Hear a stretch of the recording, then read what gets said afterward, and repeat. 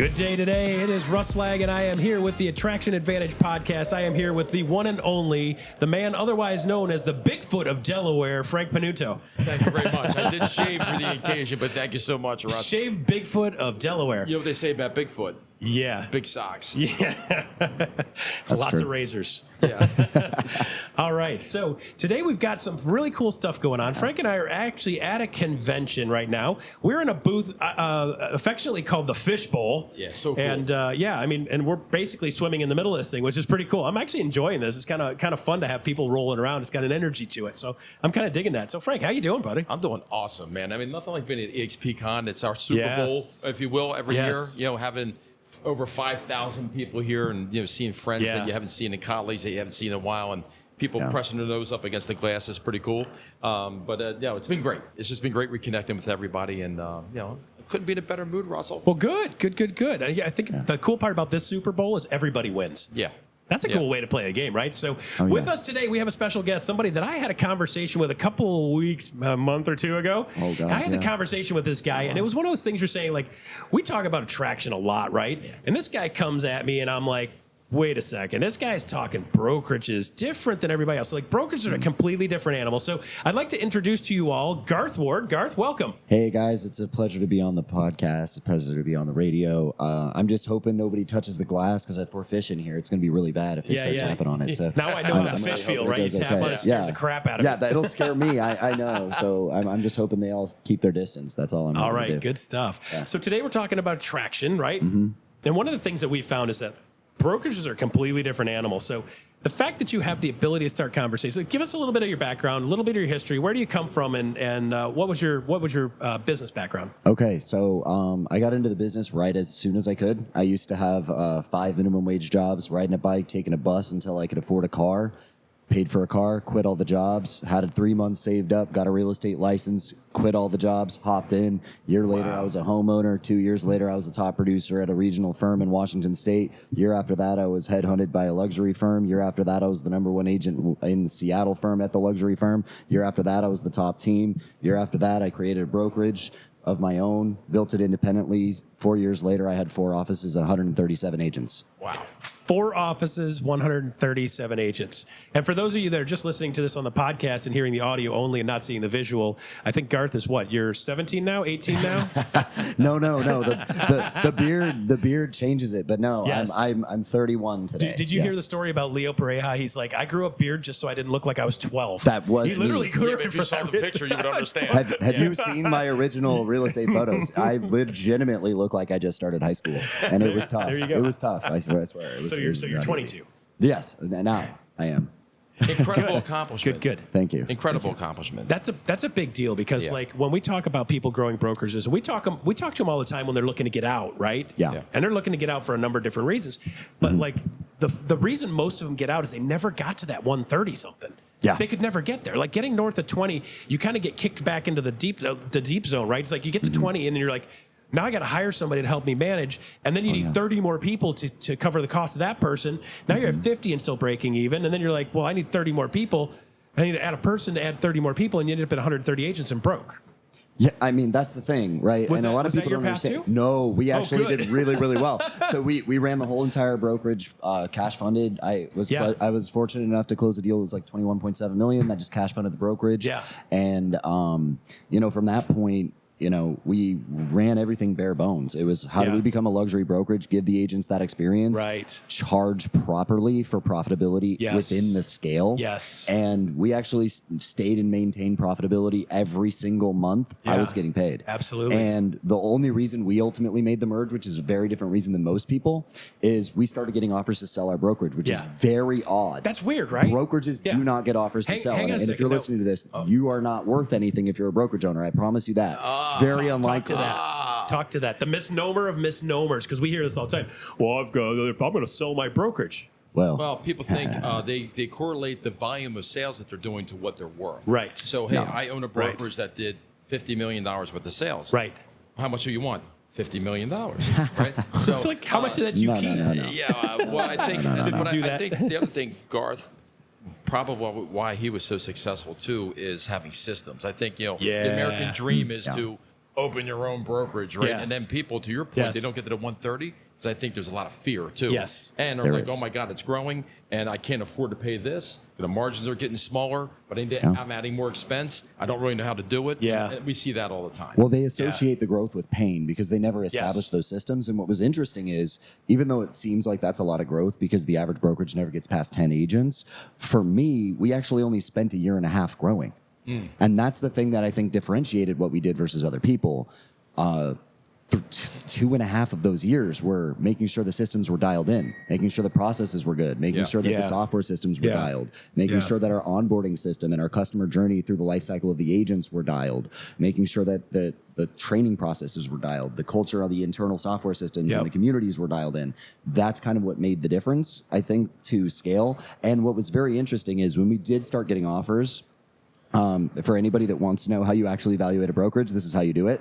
You take the actual money that you actually profited, assuming you actually have a manager that you pay for. Wait, if you did you don't, just you say have profit? to subtract that. And I'm talking profit, yeah. Okay. If you're not making profit, you're worth That's nothing. the money you get to keep, part that most people don't get to keep? Yes, yes. Okay. If you are keeping money and you have a manager and it's a good cultural fit, take 2 to 3 times your annual profits, and that's basically what it is, paid out over an earn-out period of 3 years. And so ultimately, it's not nearly worth what people think it is. And ultimately, if you wanted to just hold the brokerage, you would make that over the course of 3 years. The only difference is you get your exit, and there's no upside. If the company grows after the acquisition, you don't gain anything. If the company goes down, you lose on the earn-out period. So it's really quite a negative. So when we started getting offers for ours, I looked at it and I said, we do want expansion.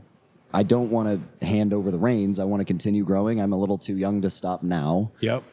Just a little. He's like, I'm going to work till I'm 26. Yeah, I did. I was thinking. Who can wait that long? I know. I was thinking 26 would be a good age to quit, but no. So I was looking at it, and we were looking at expanding across the country, and I said, well, to do that, it's going to be capital intensive. We're going to need new locations. We're going to need new licenses. We're going to want immediate managers in each location. All the other things. And I didn't want to do capital raises. I didn't want to do debt infusion. The capital wasn't enough from the brokerage to fund that. Yeah. But we were at a point where it started to make sense. Sure. And so when we started delving into that, we said, okay, well, let's look at all of the actual opportunities. And people reach out to me about EXP, and I said, okay, well, this is something that I've definitely said a hard no to every single time. Sure. Interesting. But I'm open to delving into math because I'm always going to look at the math because the numbers don't lie, and I'm a numbers guy. Yeah. Right. So if the numbers tell me that I'm going to make more money doing this, I'm going to do this. So right. question, It's not confusing. Hold that because we hear this a lot. Why was it a hard no before the numbers? It was a hard no for a few different reasons. Number one, I thought that our culture was better. That's number one, because I thought, hey, our boutique experience isn't going to be matched by a virtual setup. Yeah. That's number one. Number two, I thought that agents at EXP did not primarily sell homes, and I operated a luxury brokerage. So for me, that was completely nonsensical because I never looked at the data that EXP is the number one transactional brokerage in the country. Yeah. And I didn't know that, right? Yeah. But of course, when I was creating the brokerage, this is the other thing. I didn't make it on purpose. I fell into the creation of the brokerage because people were wanting to join my team, and I was growing all this stuff. The accidental owner broker. That's exactly what happened. And you know what? I did not mean to do it. This It was is super, not on super purpose. common because a successful agent then thinks like the next iteration is like, well, I got to build a team because people are coming to be like, I want to be on your team. And you're like, all right, fine. And then you get a successful team and you're like, well, the next thing is like next level is I got to open my own brokerage. You feel that way because why do you have the brokerage as I'm the giving away intermediary? all this money to somebody else, and I'm doing all the work. You feel like you have to. Yeah, You do. You're like, that's a next natural progression. It feels that way. And then what happened is to add fuel to that flame, I was in conversations to potentially franchise the company that I was at. They stopped communication with me and then asked if there was potential errors and omissions claims. And I was like, hold up. These people are getting valuations. I tracked that. I clocked it. And I said, I don't want to get acquired by something I don't know. I want to be at a place that I don't have to change my license again. What's that going to be? So I delved into all the options that were available. And, frankly, this was back in, 2017. And when I took a briefly look at EXP, it was not interesting to me at all, even a little bit. And I know it's a very different company today than it was in 2017. Yeah, it really is. In a lot of ways, it really is. And it's a little sad to me because I look back at it and I'm like, man, if I did do that instead, it would be a drastically different game today. Tesla stock, I know. IBM, Apple. Well, we all make mistakes, right? And so, but anyway, so I made this shift, and it was I think it's been a really good experience so far because I've been here for about a year and a half, and I've helped 5 brokerages come on board. I'm in conversations with 3 others now. I've got 40 others that I'm having casual conversations with. I started doing entire consultations with brokerage owners as well. So I do consulting services for them, and that's completely new. I fell into that too. That was accidental. Whoops. So do you find it a challenge when you are, that's exactly where I wanted to go with it. So you are into attracting brokerages, all right? And we're going to dig into that for sure. Do you find it difficult sometimes that you don't turn into a consultant where they're like, well, wait a minute, you see all the deficiencies and instead of trying to attract them, now you become their coach. Like, how do you balance that, making sure you're... Yeah, so for me, like, and this is a new issue, right? I didn't have enough volume of what's happening that's now starting to happen until recently. But what ended up happening is I had my first conversation where that got brought up about 3 weeks ago. And I was like, he came in through a funnel that was saying, hey, I'm going to show you how to grow your brokerage or whatever. Sure. And so I guess the natural inclination of that is, you know, they're going to get my book. So they get my book as a lead magnet. And then from there, you know, they can schedule a call with me to talk about me helping them grow. Okay, let's you got to stop with that. You can't just say book without saying what the book is. So what's the book called? Oh, no, it's just an ebook. It's just an ebook. That's fine. Where do you find it? Because somebody's going to say, where do I get that book? And we're just going to answer it now. Yeah. Because I don't want 400 emails. No, just Russ, go to... what's his book? What's Garth's book, man? No, just go to my Instagram, the Garth Ward, and just direct message me and say brokerage attraction. Brokerage Attraction. The Garth Ward. On Instagram, and just type in brokerage attraction. Brokerage Attraction. And you'll get the book. You'll dump it in there. Perfect. Thank you. So what happens is, thank you, everybody. We'll play it again at the end. Yes. Right. Yeah. We'll play it again at the end. But so what happened is they get the lead magnet, and then they can book a call with me. Right. And so I get a booked call with the first time this happened. And I say, oh, okay, cool. This is a person. They say, hey, I've got 9 offices. I have 380 agents. I was like, okay, that's cool. I guess we'll have a conversation. And so I wait. We have the conversation's coming up in 30 minutes. He gives me a call. He says, hey, I just noticed you're at EXP. I cannot join EXP right now. That's not what we're talking about. I was like, okay. Cool, because that's not what I want to talk about either. That's fine. Cool. And I was like, he's like, I'm on franchise agreement. I'm like, that's fine. Cool. He's like, do you offer consulting? That's what I actually want you to do. And I have never done that before. So you know what I said? I said, of course I offer consulting. I'd love to have a great conversation with you. We'll talk in 30 minutes. So you know what I did? I spent the next 30 minutes, I created an entire company. I created a brand, a logo, a sales deck, deliverables, a breakdown, everything. A whole 30 to 40 minute pitch deck. And then in 30 minutes, I presented it to him. Nice. And now I use that as a whole system. So if you want to consult, I can help you on the consulting side. And this is the way that I see it. If you want me to consult with you, I can help you grow a profitable brokerage. I did it before, and I could future pace them, and that's fine. I was making perfectly fine money as a brokerage owner. Most don't. And so I can help them in that regard, get them the right systems, the right processes, the right KPIs, the right organizational structure, the right the software to back it up and everything else. But alongside that, it allows me to stay consistently in front of these people until they realize they don't want to go their own way. I think a lot of people miss this, and I want to make sure we say this out loud. The difference between mediocre and excellence is typically systems. And good systems. They're correct systems, right? Yeah. And then using the systems makes it way more effective, too, because we got to be like, I've got all these tools, but I don't use the right ones. So having those systems, so I think that's a huge advantage, just being able to show people the systems that work. And then you've got something trackable and repeatable too, versus everybody going out there winging. Like most of these people don't have business skills, they don't have business training, they don't have business knowledge. Heck, I didn't. I mean, we failed forward fast. That's the only way we got successful and made money. We failed forward so fast, we out-failed. We out-earned our failures. And I think that was the saving grace for us. And that's how a lot of business owners run. So they do. Like, I love the fact that you have something of value to add that puts a flag up and says, hey, if you need something, we got this. And then they reach for that book and grab it, and that opens the lines of communication. So I know our next guest we're going to be talking to said, I want to know how he gets that going. You got 40 brokerages you're talking to. How do you do that? So there you go, Jesse. When you come in, we'll be talking about that too. And be like, he wants to see and know that. So that's brilliant to do that, though. A lot of people don't do that. They don't put the effort in up front to make the back end easy. Well, the hard part is, and I don't mean this to come across egotistical at all, but the hard part is I can speak that language.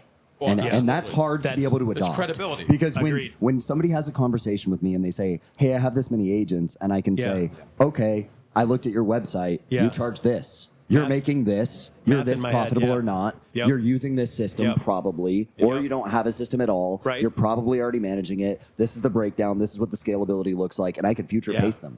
And without that ability, or without a lot of study and research to understand that future pacing ability, it's going to be very difficult for people to replicate. If I'm truly honest about it. Absolutely. For example, one of them that right after that big brokerage that had that conversation with me,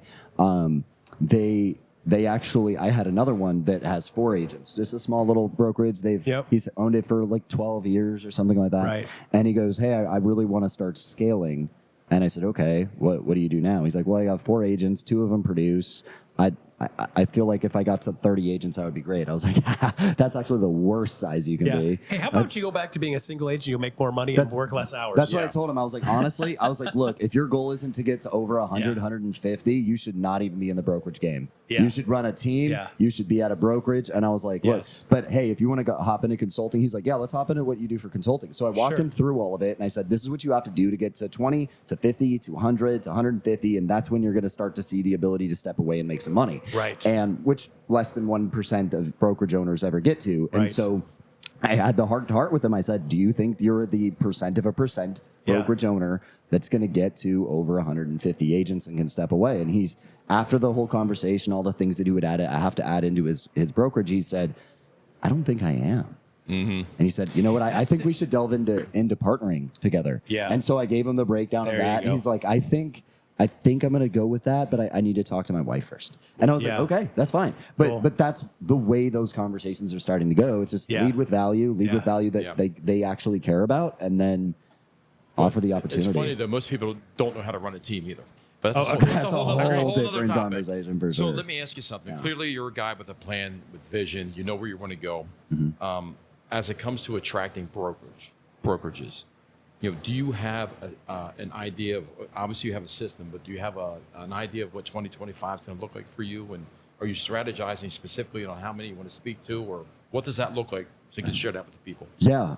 So for me, I have a concerted effort right now to reach out to specifically old guard franchise companies. Yeah, smart. Smart. I want to. They're hemorrhaging money right now. They're hemorrhaging. They're dying. They're falling off their franchise agreements. Yes. Any franchise that's sitting under 50 agents right now is struggling so hard. It's ridiculous. Agreed. And if they're coming on their look period, it's an easy conversation. Sure. They don't want to re-up on their franchises, and quite frankly, they shouldn't. They shouldn't. Yeah. And so what I've been doing is I've made a concerted effort to reach out to those specific people, and even the ad copy and the ads and the targeting within those ads are all directed to them primarily, outside of the fact that I'm also heavily targeting on brokerages with less than 20 that are independents, because those brokerages and more than 10, because if they're less than 10, they still have like the vision. They still think that there's a light at the end of the tunnel because they haven't grown big enough to know otherwise. Don't you find that's ego?